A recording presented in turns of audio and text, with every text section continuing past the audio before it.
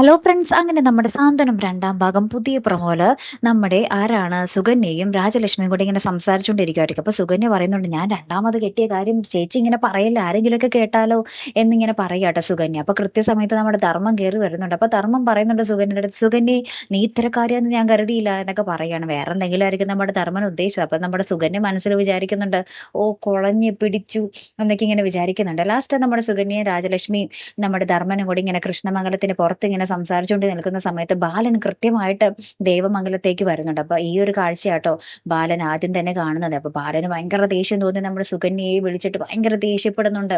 ഞാൻ പറയുന്നത് പോലെ നിൽക്കാമെങ്കിൽ മാത്രം നിന്നാൽ മതി എന്നൊക്കെ നമ്മുടെ ബാലൻ പറയുന്നുണ്ട്. ഞാൻ പറയുന്നത് പോലെ അനുസരിക്കാമെങ്കിൽ മാത്രമേ ഇവിടെ നിന്നാൽ മതി എന്നൊക്കെ പറയുകയാണ്. അങ്ങനെ തന്നെ നമ്മുടെ സുകന്യ രണ്ടും കൽപ്പിച്ച് പെട്ടിയൊക്കെ പാക്ക് ചെയ്ത് അവിടെ നിന്ന് ഞാൻ ഇനി പോണം, ഞാൻ ഈ വീട്ടിൽ നിൽക്കത്തില്ല എന്നും പറഞ്ഞ് ഇറങ്ങി പോകുന്നൊരു രംഗങ്ങളാട്ടോ കൂട്ടുകാരെ ഏറ്റവും ഒടുവിൽ കാണുവാൻ സാധിച്ചതേ. കാത്തിരിക്കാട്ടോ അപ്പൊ അടുത്തൊരു വീഡിയോയുമായി വരുന്നത് വരയ്ക്കും ഗുഡ് ബൈ.